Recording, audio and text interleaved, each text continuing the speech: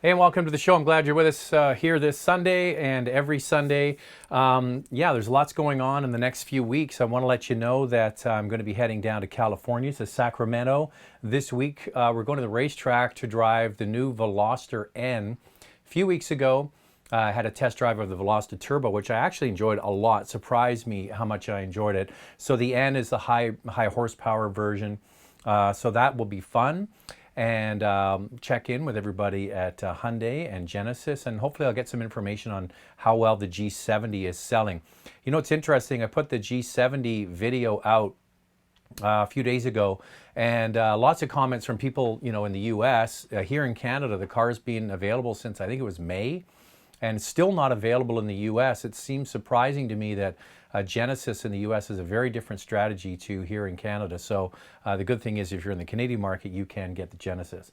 Also, the week after that, I'm going to test drive the new Toyota RAV4 in Carmel, California, and then leaving from Carmel and flying to San Antonio, Texas to drive the new GLE, the new Mercedes midsize luxury SUV. So that's why I have the Air Canada plane here, because when you fly all the time, you get one of these. This is if you fly 1 million miles with Air Canada, you get one of these. And earlier this year, I passed 1 million miles. So I finally put it together, the little model.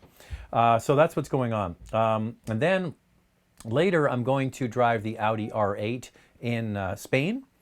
And also going to drive, hopefully, the Audi e-tron in a faraway destination. I can't say where it is yet, but it's going to be a long way, a lot of sitting on airplanes. So I'll tell you all about that. All right, now, what else is going on? Hey, you know what we did last week? I did a major shout out, asked everybody is, excuse me, if you like these live chats, please go to Instagram and follow at Instagram. So it's a Motormouth. Just go into Instagram and type in Motormouth. I got a couple of hundred new followers on Instagram, so that's great. Thank you for that. And on Facebook, sorry, I got it backwards. Instagram is Motormouth_auto, and Facebook is just straight Motormouth. And if you follow along on Facebook, I post all kinds of news stories and some silly videos. Somebody criticized me today saying I'm not on side with electric cars. It's not that I'm not on side with electric cars. I'm realistic about electric cars. We don't sell that many. So I had almost a couple of hundred people sign up and follow on Facebook, which is great. So once again, Instagram is Motormouth_auto, and Facebook is just Motormouth. All right, into the questions. Lots of people checking in already. Which is going off here? One of these two. All right. Mark Dion says, hey, Zach, you criticize BMW quite often for their dated interior. Do you like the new one better? What do you think of overall about the new 3 Series? Well, I haven't actually seen the 3 Series in person, but I looked at some pictures and watched some videos, and it looks better. Yeah, they're doing basically what everybody else is doing in the German marketplace. They're integrating a digital dashboard, bigger screens, all the latest, sort of in-dash technology. It still, looks like a BMW from the outside. It's a much more edgy looking front, but the proof, as they say, is in the driving, and we'll have to wait until we get a chance to drive it. But yeah, first look, it looks great. Direct reply says, any word on the new Maxima? If so, any details? It looks like the new Maxima, or the updated facelifted Maxima, will be shown at the Detroit Auto Show in January. It might also be at the LA show at the end of November. We're going to have to wait and see on that.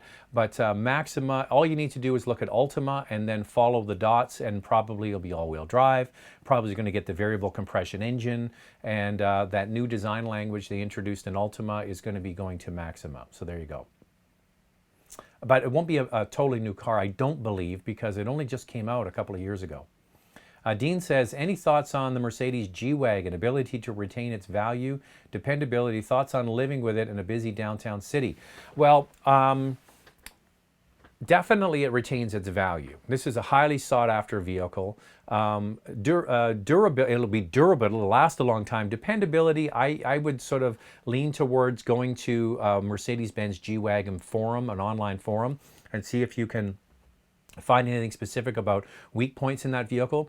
It's really quite simple mechanically, but driving it in the city, here's the thing about the G-Wagon. The G-Wagon is purpose-built as an off-road truck, okay? It's a body-on-frame design. It has quite crude, almost all-wheel drive system, but it has the ability to lock the different differentials. If you're driving in the city, you're not going to care about that.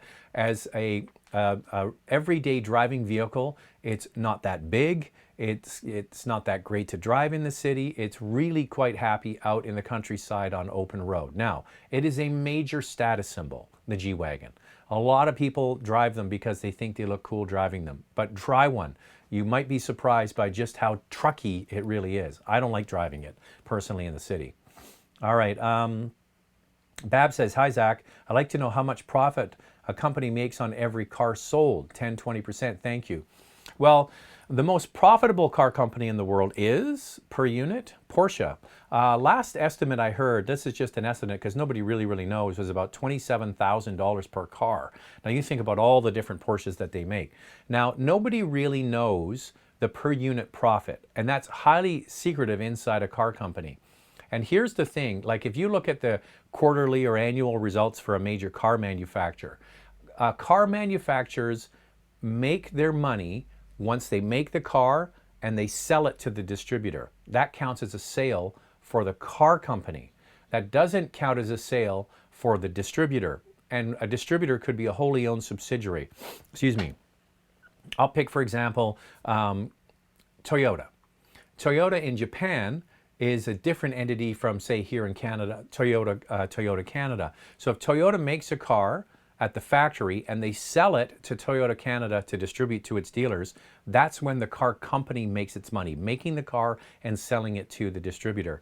Toyota Canada then distributes it to the dealers, and then they make money when it's sold to the dealers, and then the dealers make money when it's sold to the public. So there's different layers of when a car is sold, who gets the money, and how much profit is in each one. From the manufacturer to the distributor, the only people that really know that are the company that's buying them and the company that's selling them. Some car companies are very profitable per unit and some not so much. It's really hard to say. If you're asking how much markup there is at the dealer, the markup at the dealer is very small. If it's a mainline car, it could be anywhere from 5 to 7%, and some brands it might be a little higher, but there's not a lot of profit in brand new cars. And speaking of that, the channel is going to have a new sponsor coming here in November. And it's a way for you to find out all of the actual cost of buying a vehicle. So what the dealer actually pays for the car. So this is going to be a great service for you to learn about. I'm going to be talking a little bit about it here on the live chats, but I'm not forcing anything on you. It's just a great service for you to be able to look up the actual cost of a car to the dealership. Boston says, parents are shopping and I found a 17 BMW X5 35 new from the dealer. Discount is $8,000. So this is a 2017. How much discount can I offer farther?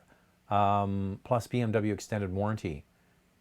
Okay, so the dealer's offering $8,500, the new 2018. So it's an amazing deal off the 2017.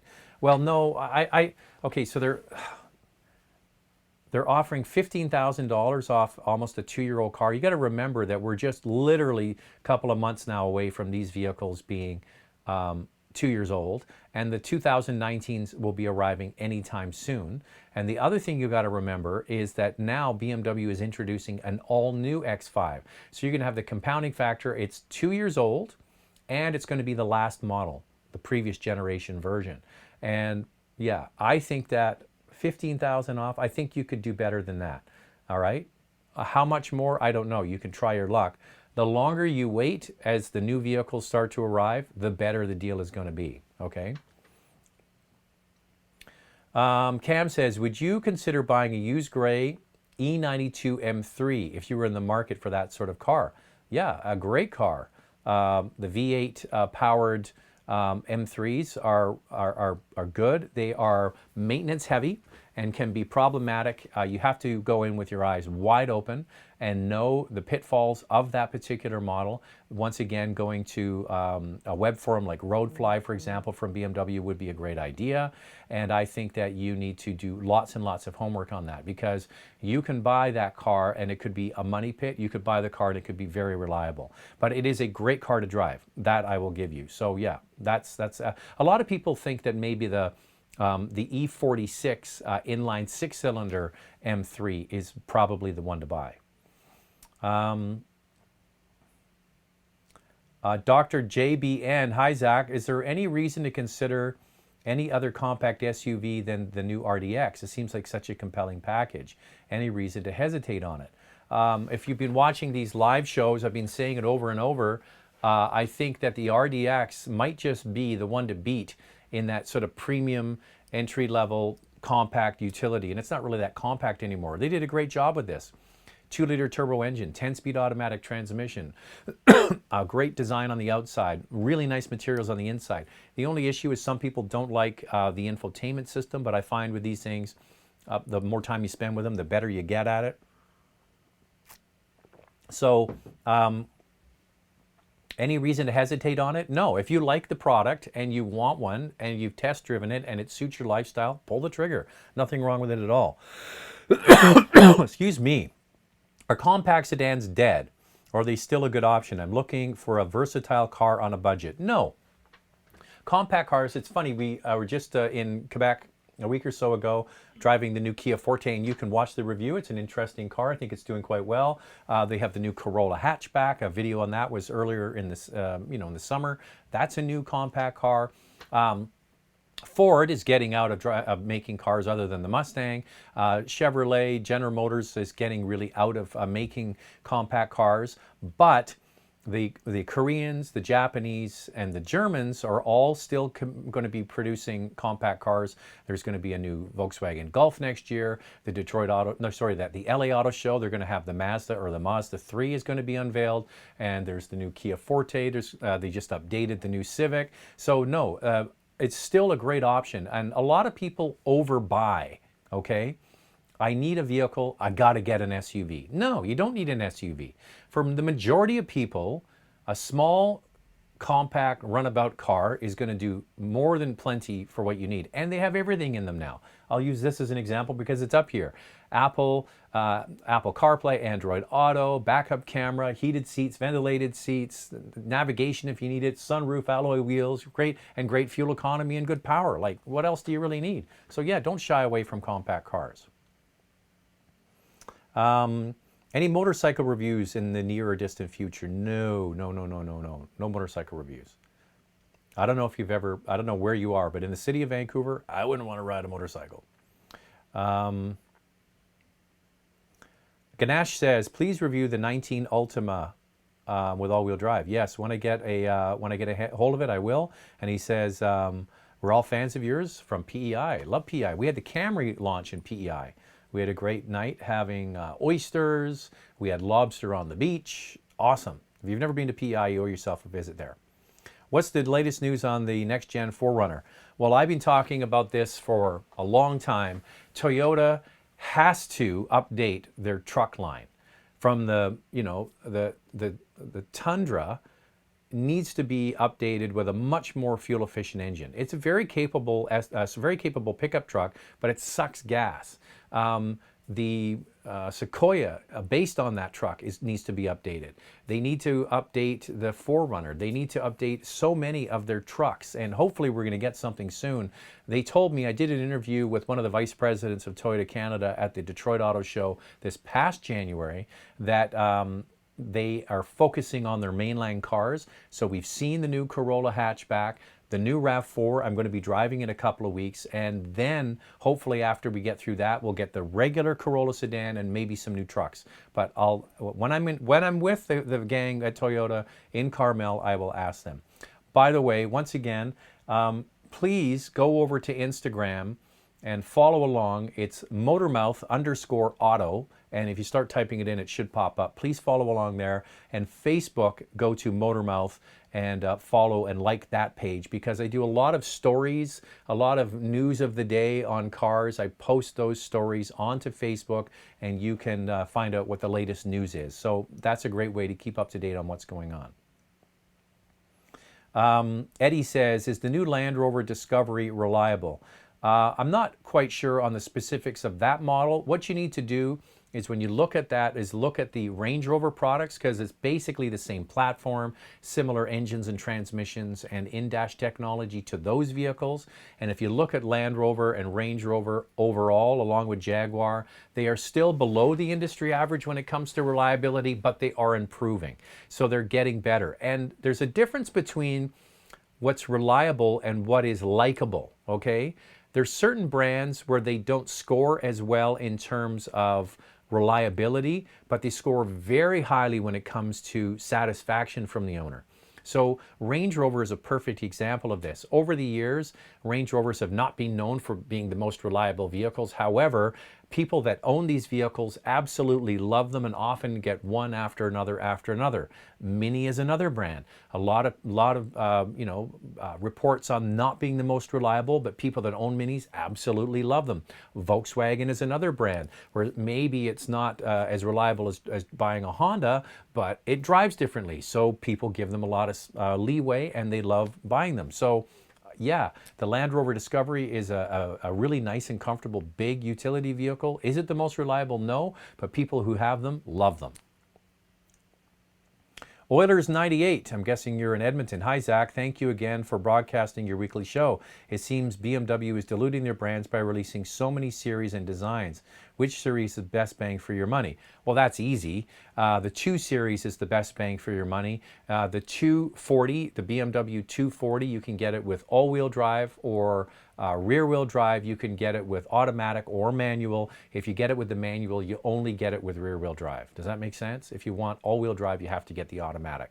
That, hands down, is the best vehicle in the BMW lineup for the money, no question. And you can even get it as a convertible. Now, are they diluting the brand by releasing so many designs? I don't believe so, because if you look over at Mercedes-Benz, Mercedes-Benz is more aggressive with all of the different lines of vehicles that they have, and they have been rewarded with massive increases in sales. So it doesn't seem to hurt the bottom line. Mercedes-Benz, BMW, and Audi in Canada, it's the market that I live in and I know best, they continue to sell more and more and more cars every year. So that isn't the case. Would you ever do a second channel with more vlog, older car tests, or a build, maybe something else to do with cars that you're interested in? I don't have enough time. I would love to do all of that stuff, but I don't have enough time. I just don't. So yes, a lot of vlogs do builds and all that kind of stuff. I wish I had that time. I don't have, plus I live right in the middle of the city. Where I am right now, I am literally I live in a house, not a condo or a townhouse, but I literally am 5 minutes from downtown Vancouver. So you need a big garage, and I don't have, I got a little garage. I used to have my Carrera in there, but yeah, it's tiny. It wouldn't do much of a build in there. Maybe little cars like this, you could build those.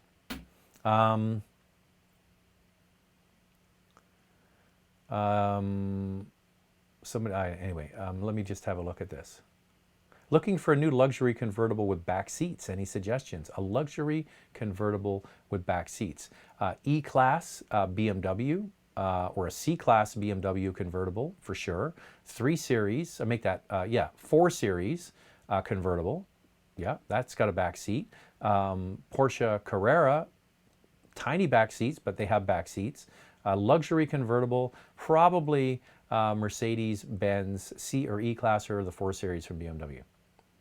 Mike C says, congrats on the 100,000 subs. Thank you for that. We're at 105 now, I believe. Every day, more people subscribe. I love it. What do you think of the Nissan 370 as a daily driver? Nothing wrong with it as a daily driver. I don't know where you live. Comes down to, do you live in an area where you get snow and ice? I think that car is so outdated.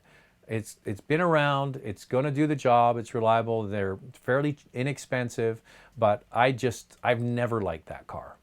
For whatever, I don't like the interior, it's really cheap and plasticky, but hey, it all depends on your budget and where you're coming from. If you're kind of like, this is a car that I can get into and it's my first sort of sporty car, and yeah, you know, that's all great. For me, at my stage in my life, I look at it and I go, next.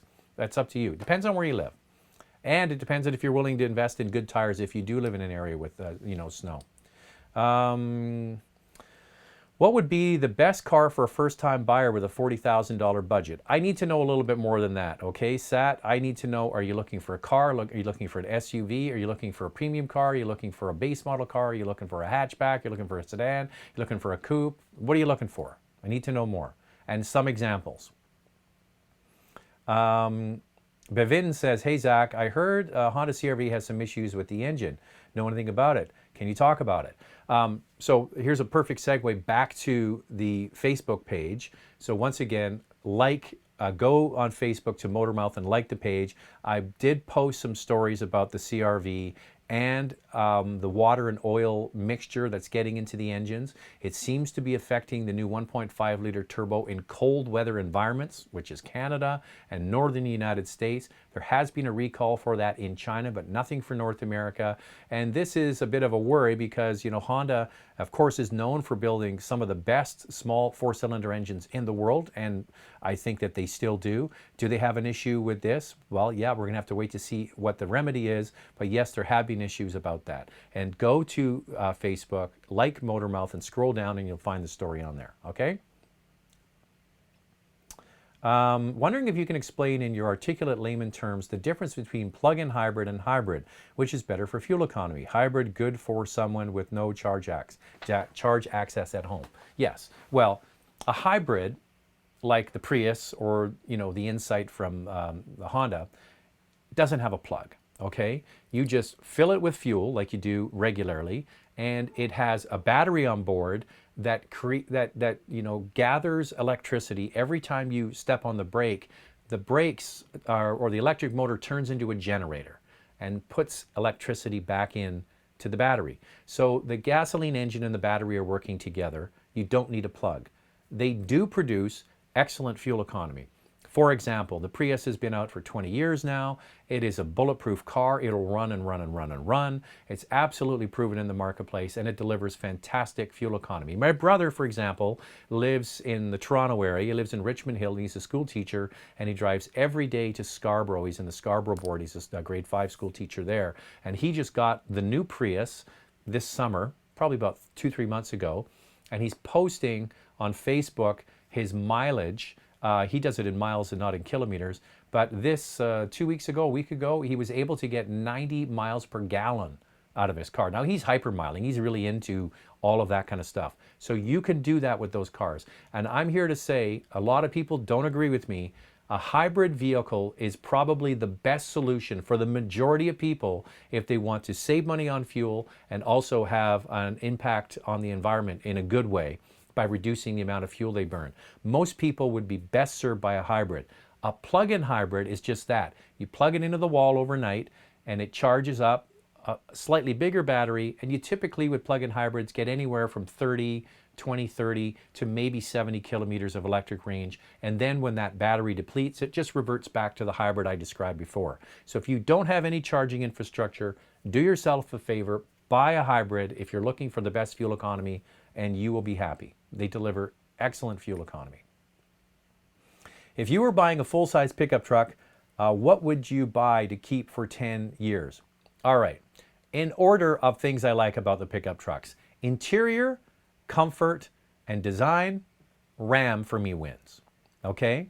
For innovative powertrains and the diesel, Ford wins. They have the EcoBoost engines, the 3.5, the 2.7, and they have the new 3-liter diesel, which is fantastic. And we spoke earlier about Range Rover and Land Rover. It's the same basic block. Actually, the engine's made in the same factory in England for the Ford F-150 diesel. So if I was going to buy if I was going to 1500 diesel, I would buy the Ford. Now, I have not driven the new Silverado and the Sierra from the General Motors products, but if I look at, in my opinion, I'm being very honest with you now, if I was going to buy a vehicle and keep it for 10 years, I would lean towards the General Motors vehicles.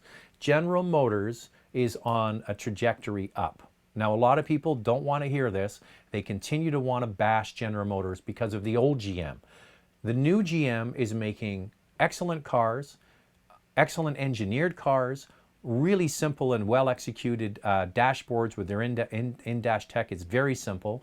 Their pickup trucks are particularly good, and they have invested a lot of money into their new products. And General Motors is on an upward trajectory. The sales in Canada, for example, continue to outpace their two main rivals as a percentage every year. So if I was going to buy a new pickup truck, it would be the Ram for design. Love the design, love the comfort, love the ride of the Ram. The diesel, it would be the Ford, and for 10-year ownership, for me, it would be the GMC or the Chevy. Hopefully I answered that.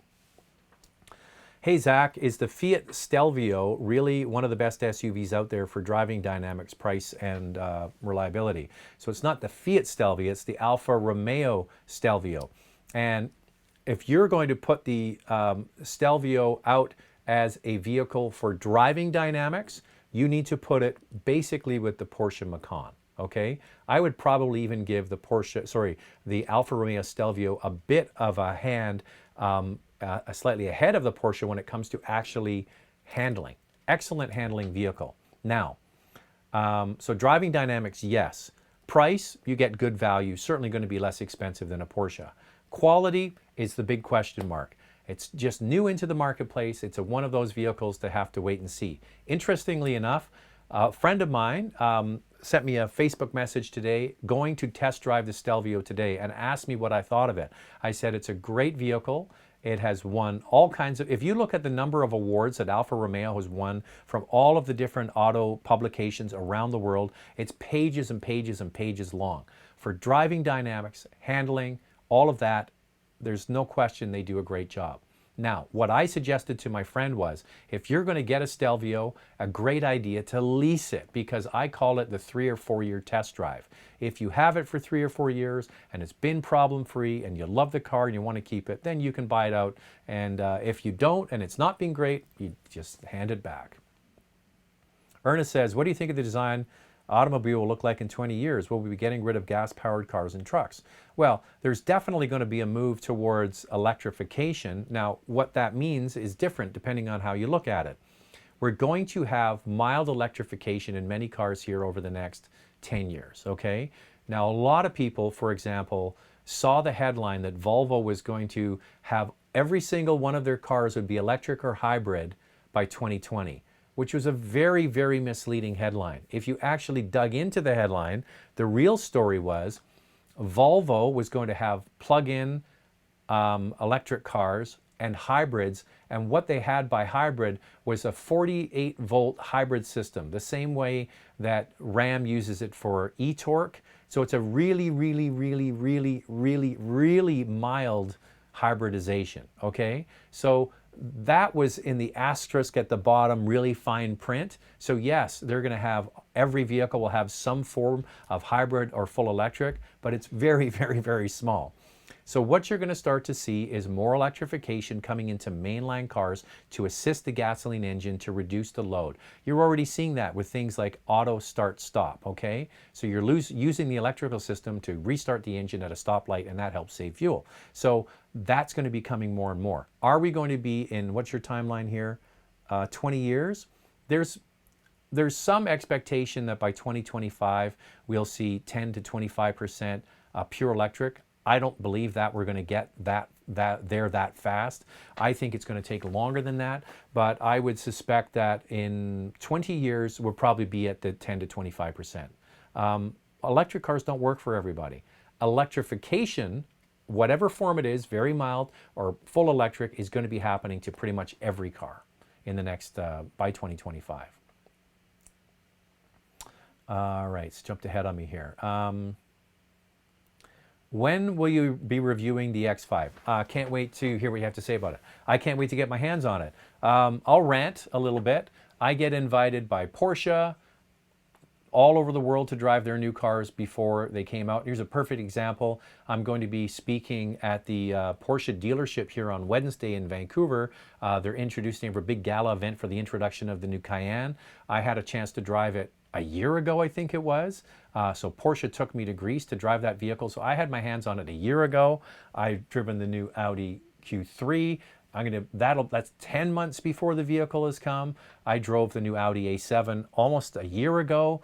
So I get a chance to drive these vehicles by these large car brands. Volkswagen, I've had in many instances a chance to drive the latest Golf over a year before it comes to North America. BMW doesn't like Zach for some reason. They give me the cars here locally to drive, but I never, ever, ever, ever, ever get invited to any of their events. I have been doing this since 1992, believe it or not. I know I look so young, but I've been test driving cars since 1992. I have been to one BMW launch since 1992, one, for the E39 5 Series. So I would love if BMW would have taken me to the X5 launch, but I don't know. And I own 5 BMWs. I don't get it. JM says, when are you going to do more videos with your wife? It's funny, my wife and I were talking about this, and I have to get her back into the seat and driving more cars and doing some test drives. She does a great job with them, and we need to get her doing more of sort of the family SUV style videos. Cavish says, hey Zach, is the 19 Mustang doable in a Canadian winter? It's interesting. I had so much work this past week, lots and lots of work.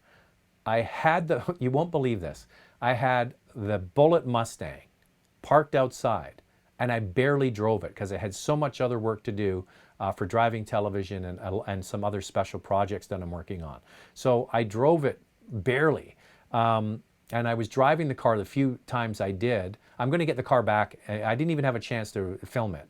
So I'm going to get the car back and do a review on it. I was driving that car, and it's been beautiful weather here on the West Coast. It's been warm, it's been sunny, and even in the beautiful sunny weather, the back wheels are always slipping. Accelerating away from a traffic light, the back wheels are churning.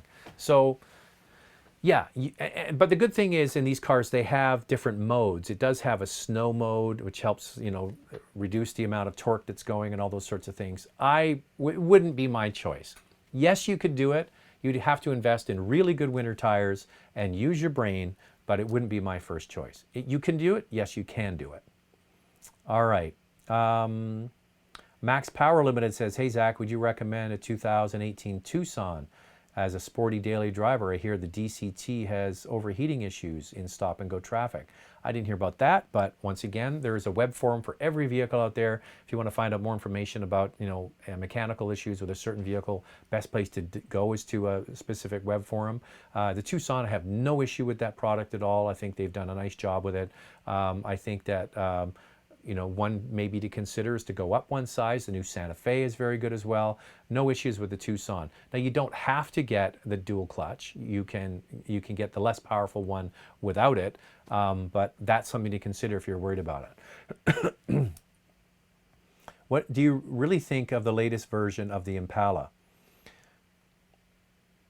General Motors knows how to make good cars. I'm here to tell you that.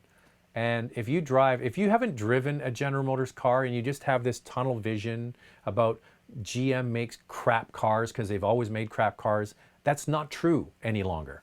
They can make, now not all of their cars are great, but their cars are fine. They, you know, drive a Chevy Cruze and, you know, see for yourself. It's just as good as pretty much everything else out there. Just people have blinkers on and they won't try them. There's absolutely nothing wrong with the Impala. If you like that car, I have nothing bad to say about it, other than no one's buying, you know, big sedans, front-wheel drive sedans anymore.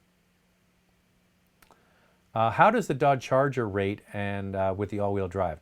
The Charger is one of those vehicles like the Chrysler 300 that is, unless you have ever had a chance to drive it, it's hard to describe. Here's the thing. If I was going to pick a big, you know, full-size car, mid to full-size car to take on a long road trip, those two cars would be near the top of my list, the Charger and the Chrysler 300.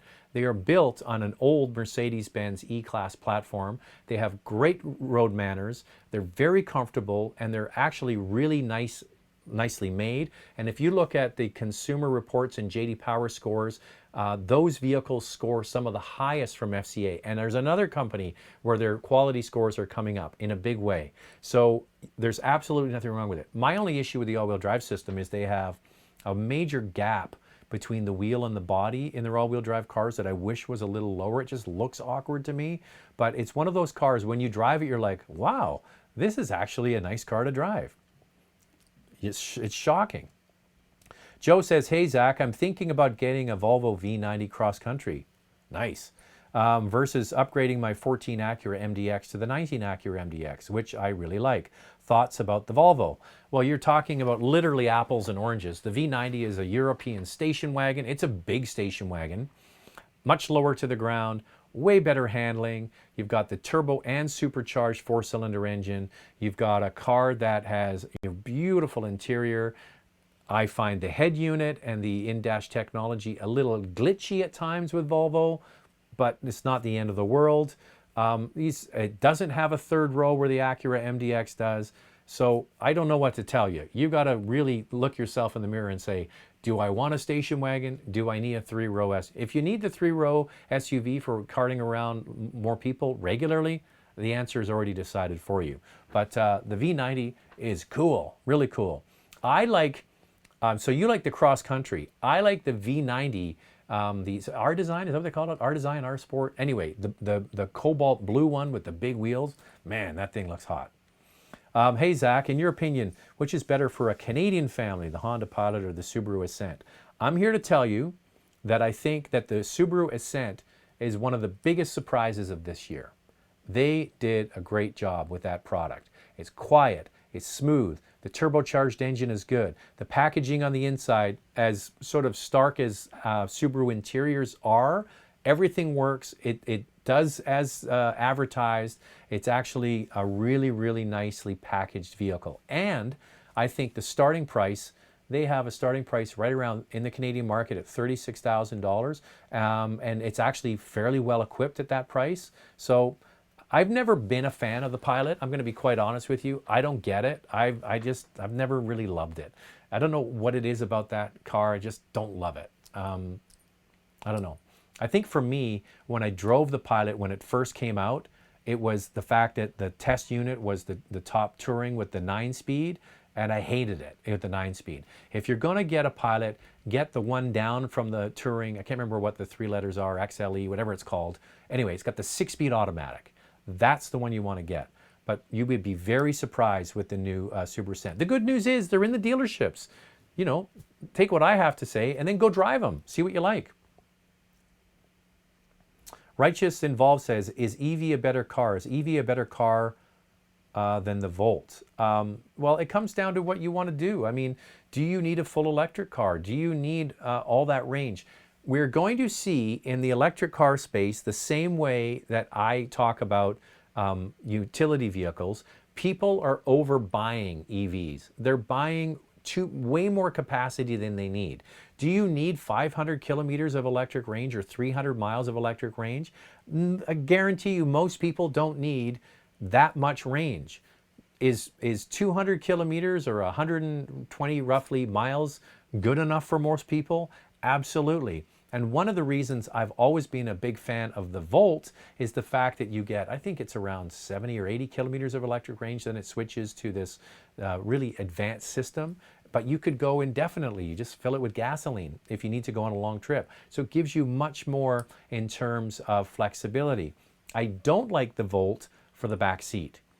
It's got the big hump in the middle, and the back cargo area isn't that big. In my opinion, the Bolt as a package, the way it's put together and the layout is a way better car. But there's absolutely nothing wrong with the Volt. Stefan says, Kona is a home run with the EV in Quebec. Well, we'll have to wait and see. I think the Kona generally, so the Kona came out this year from Hyundai. It is the fastest selling new model in the Canadian marketplace. I'm not sure about in the United States. The fastest selling new model in the country.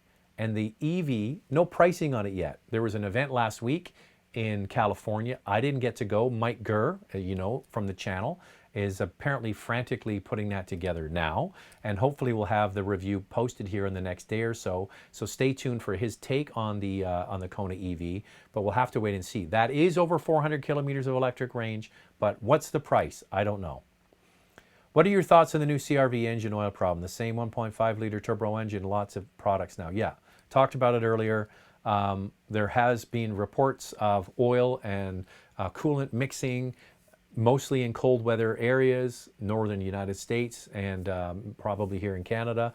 Once again, this was a story that I shared on Facebook over a week ago. So once again, go to Facebook, like Motormouth, search up Motormouth, like the page, and I put lots of different articles and stories and things on there, and you will get some of this information. Also on Instagram, go to Instagram and look up Motormouth_auto.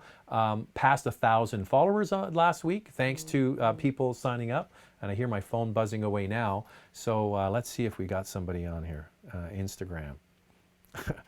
We can do some real live. We'll do real live and see if people are signing up. Hey, from Lethbridge, Alberta. Any info on the Jeep Grand Cherokee replacement? Nothing yet. Maybe we'll get something at the Detroit Auto Show. 7 people signed up since we started. So thank you for going to Instagram and doing that. Nothing yet.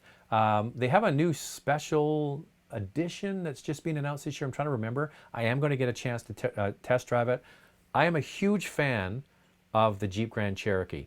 Just this week, we recorded an episode. That's why I was so busy for Driving Television, the TV show that I host across the country of the Durango SRT. I got back in the Durango. Mike Gurr, by the way, did a Durango SRT review a few weeks ago on the channel, so you can watch that. These products, the Grand Cherokee and the Durango, are 2 of my favorites. They just are. They're well put together. The Durango, by the way, just won 5 out of the last 6 years of a quality study of overall satisfaction. Lots of different engines and transmissions. Engines, not so much transmissions. And the same thing with the Grand Cherokee. Grand Cherokee is a great product. The only thing is it can get expensive once you start optioning it up. Par says, I get $500 a month of car allowance from work. It has to be 4 doors and a Ford. What do you recommend, lease or buy, and what car to look at? I have funds for an RS and I have leased Escape and Fusion before. You have funds for an RS. I'm not sure if that's the best for a company vehicle. My advice with company cars is get an inexpensive car. And if you're getting $500 a month, put the difference in your pocket. Lease that car. Now, I don't know if you're doing outside sales, if you're going to be able to keep it into 25,000 kilometers or whatever the miles, like 15 or 20,000 miles a year. So you have an allotment of mileage or kilometers that you're allowed to do every year. Will you exceed it if you're in, say, outdoor sales? I'm not sure. So if you are going to exceed the allotment of mileage for the car, buying is the way to go. My take on this stuff is don't spend a ton of money on a company car. Get an inexpensive company car, and if it costs less than $500 a month, put the money in your pocket. But I can understand the kind of want to have something fun to drive, but look at it as an appliance. It's a vehicle for work, and then save your money and buy something fun on the side. But yeah, if it has to be a Ford, well, eventually the cars will be gone, and you'll be limited to driving like an EcoSport or a Ford Escape. Cimarron says, hey Zach, what are your thoughts on the Alfa Romeo Stelvio for my family? I'm coming from Toyota Camry and don't want to compromise on reliability. Well, you know, you're coming from the brand that is known for reliability, Toyota, okay? Year after year after year, they're rewarded with all kinds of quality scores because they make good products. And they're also rewarded with great retained value. So after 3-4 years, they hold a lot of their value because they're perceived, and it's true in the marketplace, to build dependable cars that are reliable. The Stelvio, I don't think, is in that same camp. It's a brand new line to North America, Alfa Romeo, and it's a brand new car to North America. It, yes, is one of the most dynamic vehicles in its class, if not the most dynamic vehicle in its class when it comes to handling. But the reliability, in my opinion, is probably not going to be the same as a Toyota, and that's why I come back to my point I made earlier. I would lease that car. Try it out. If you love it, keep it. If you've had any issues with it, then you can move on to something else. What are your thoughts on a used Jeep Grand Cherokee diesel? Any years to avoid? Should anticipate in terms of repairs? Any specific problems? Is this a good used SUV to keep for 5+ years? There have been, in early days of the Eco Diesel, some issues with the exhaust gas recirculation system. Once again, I'm not totally up to speed when it comes up to technical service bulletins or anything like that. What you really need to do is go to a Jeep forum and find out what other owners of that vehicle have had issues with. The EcoDiesel has had some issues in the 1500 pickup trucks because it was really an engine designed in Europe by VM for cars and SUVs, not so much for pickup trucks, and they ended up putting it in a pickup truck. But I think in the cars and the SUVs, it's been much better. So please do your due diligence on that. I don't really know off the top of my head any specifics. I know there was also a patch, an upgrade for that for emissions, the same way Volkswagen was, but do your due diligence on that. The Grand Cherokee Diesel is a nice vehicle. It isn't as quiet and refined as some German competitors, but that's one to consider. Another one is if you can get your hands on a Volkswagen Touareg TDI, and there's some of those floating around now because of the whole recall thing, that's another one to consider. Richie Rich says, hey Zach, just got the Outlander PHEV on the last day of the rebate ending, and I get 50 kilometers on EV only consistently. Sorry, I just got to read this again. So a couple of things here. I had the Outlander PHEV this week, and once again we were doing shooting for driving TV, which is a reason why I didn't get to drive the Bullitt Mustang. And I drove it again. I have driven it before, and when I drove it, I'm like, this is really well done. They have done a great job on the PHEV. It is the fastest selling plug-in hybrid electric vehicle in the Canadian marketplace. It accounts for a 40% increase in the whole category, and 25% of all plug-in hybrids sold in Canada, I know this because it's my own market, are the Outlander PHEV. So it's selling incredibly well. So you're saying, just got the PHEV on the last day of the rebate. Obviously you're in Ontario, good for you. And getting 50 kilometers on EV consistently, even though it's advertised at 35, and get 1,000 to 1,100 kilometers to the tank. There you go. It is the best-selling plug-in hybrid electric vehicle in the world, and I got to hand it to Mitsubishi. It is an amazing accomplishment for such a small car company. Now, Mitsubishi has been formed with Nissan Renault. It's going to be one of the biggest alliances in the world, competing with Volkswagen Group, Toyota, General Motors. It's going to be that kind of size. So it's going to be interesting to see what they do with it. But the PHEV, the Outlander, has proven itself around the world and is now proving itself here in the North American market. And yes, the technology works. I had one for a week. I'm trying to remember. I've driven it a few times now, and I had one for a week, and I ran out of electricity, and I never bothered plugging it in. I just drove it the rest of the week as a hybrid, and even just doing that without plugging it in, I got amazing fuel economy on it. So yeah, it works. Brian Mark says, Zach baby, looking for your advice on winter rims. How do you get the best deal? What's your typical method of acquiring new rims? Well, it depends. If you just want like basic black steel wheels, you can get them, a typical outlet. Like if it's an auto parts store, a Canadian Tire, I'm not sure exactly where you are. You can just get steel wheels, no problem. You can get them brand new. Then you can go to the aftermarket for Kijiji or Craigslist. I just bought a set of Cayenne, Porsche original equipment Cayenne wheels with winter tires on them. Somebody had bought a Cayenne, traded it in within a few months, and the wheels and the tires are like brand new, and I got a screaming good deal on them. So I'm very, very happy, and they're going to be going on beginning of December. But yeah, that's a good place to start. If you're looking for, like, say you have a Honda and you want a second set of Honda wheels, look online to places like Craigslist and Kijiji. That's the best place. Someone just says, I love your Air Canada 787 Dreamliner model. Yeah. You got to sit on your ass for a lot of, basically months and months and months to get this. Once you fly 1 million miles with Air Canada, you get one of these. I was hoping for the real thing. That'd be cool. Do you think the Altima CVT is needing a new transmission? Well, there's a lot of people that hate on CVTs. Some companies do it better than others. For example, the new CVT in the Forte here, I was very impressed with that. The new CVT that Toyota's come out with that has a real mechanical cogged first gear, and then that shifts out of the way and it slides into a conventional CVT. That's great technology. We'll have to wait and see if they come up with something.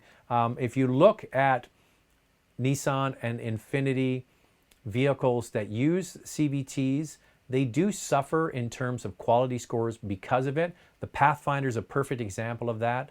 But you have to decide if you want to drive a vehicle with a CVT or not. I typically tend to go to vehicles that don't have them, just because the sensation, I mean, this one is very good, the new Forte, but still, if I had it my way, it would be a regular automatic. Do you think the Altima all-wheel drive will steal sales from the Accord, Camry, and Legacy, or just another rental kit special? That's funny. They all have very loyal customer base. I don't know if you're in California or if you've ever traveled to California. You travel on the freeways in California, there are Altimas everywhere. That thing is everywhere down there. It's amazing. It's like that car is all over the place. It has a very loyal base. I've always said about the mid-size cars, you have Camry, Accord, and then everybody else. Is it going to make a big impact? Well, Legacy already is in the market with an all-wheel drive system, and that uses a CVT, and it gets very good fuel economy considering it's a, it's a sedan. I think what Altima has over Legacy is it has brand recognition, and there are lots of Altimas on the road, and they do have a loyal buying base, and I think they might push, if they get actually some traction, pardon the pun, with all-wheel drive, with sales with this car, then you could see Accord and Camry following suit, but I don't think so. I just think the market is moving so quickly towards utility vehicles. This is kind of like a last grasp to kind of hold on, throwing all-wheel drive in it. I'm not sure it's going to make much of a difference. The market is moving to utilities, and I don't think that's going to stop. I love these people. I love the fact that you guys are so enthusiastic. I think it's great. Hey, Zach, have you driven the new BMW X7? It just came out, like it was just literally introduced. No, I haven't driven it yet. Should I buy a 3 Series now or wait for the new one? What you should do is wait for the new one to arrive. They will have existing 3 Series on the lot. This is the perfect time. You get to try the new one, and you get to see if you're motivated by price or newest technology. You have to decide that. Are you motivated by price, which is what you're going to get on the last of the 3 Series, or are you motivated by the newest and the latest, which is what you're going to get with the all-new 3 Series. So you have to figure that out in your head. Are you somebody that's going to be okay driving the older model, but you got a screaming deal on it, or do you want the newest and the latest? You have to decide that. But time is on your hands. As the new vehicles start to approach, you're going to be able to drive them both and see which one you like. And as I mentioned, starting on November 1st, there's going to be a sponsor here for the show, and it's a way for you to find out what the real cost, what the dealer pays for these cars, any rebates that are in place, any way that you can save money. This is a way for you to do it, and I'm going to explain it to you. And it's a great service, and I'm not going to pitch you on something I don't believe in. I do believe in it, so wait for that, starting on November 1. Which compact crossover would you choose, especially concerning dependability? Kona, HRV, etc. That's not the compact class, that's sort of like the subcompact class. The HRV, it's a Honda, it's a great product. I think the Kona is surprisingly good. It really is. I really enjoyed driving it. The handling was excellent. I think it's a great product. There are so many good products in that space. One that a lot of people really, really love is the Crosstrek from Subaru, kind of a little in between the two sizes, so a little bit bigger than the Kona, a little bit smaller than the Forester. So that's a vehicle that you should definitely try as well. I have no problem with either of them. Drive them both and see which one you like. I don't have an issue with either.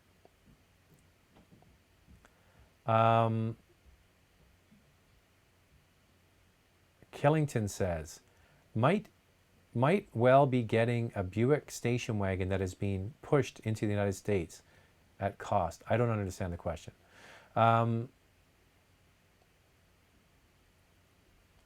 Hey Zach, do you know if Mazda is coming up with a CX-5 hybrid? I don't know about that specifically, but Mazda and Toyota have an alliance. A lot of people don't know that. It was announced a year or so ago. They are going to be doing some sharing. I think that one of the reasons is that they have to have some form of electrification in their cars, and that is going to be coming. I did read, I'm trying to remember what the specifics were of it, a press release from them recently, and they are going to have electrification in their vehicles over the next few years. I think they're going to have to because of these electric mandates. If, for example, in the province of Quebec, you have to have an electric vehicle or else you face fines. So it is coming. They have announced they're going to do the turbo 2.5 liter in the CX-5, and they're still saying they're going to have the diesel. But a hybrid, it's not going to be right away, but apparently they are going to be doing something. I'm trying to remember the press release was something about their electrification plan through the next 15 years, and it is coming. Just don't know when. What do you think of the 2019 Acura TLX super handling all-wheel drive A-Spec? Well, I think the A-Spec is the one to get.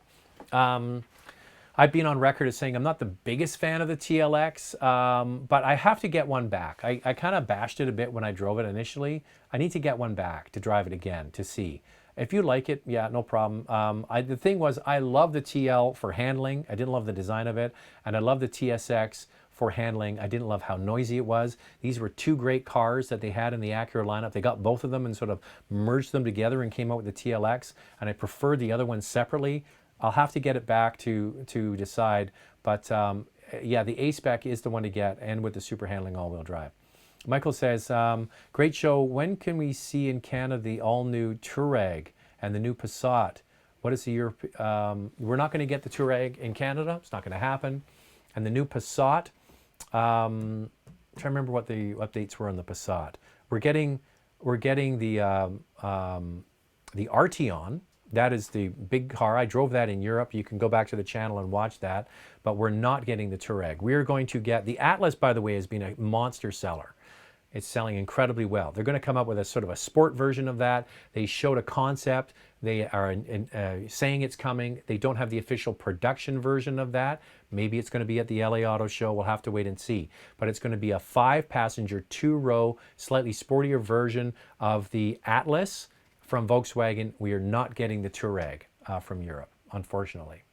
It was becoming too expensive.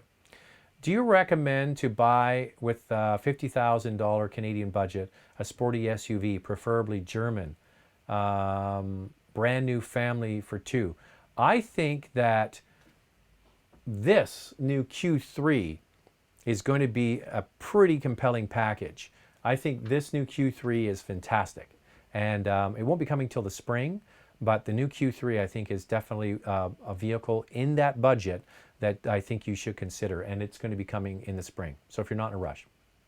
Do you have any idea when the all-new 2019 CT6V is coming? I don't know. I saw a video. I was looking around online, the CT6. I think Cadillac, and I love Cadillac cars, I think Cadillac ruined the design of the CT6. I think the current CT6, whenever I see that on the road, I love the look of that car. I think the current CT6 is a beautiful, large, classy looking sedan. They changed the lights in the front, they changed the lights in the back. It looks way too busy. They did put a controller in the middle instead of the touchscreen or the swipe pad. That's good.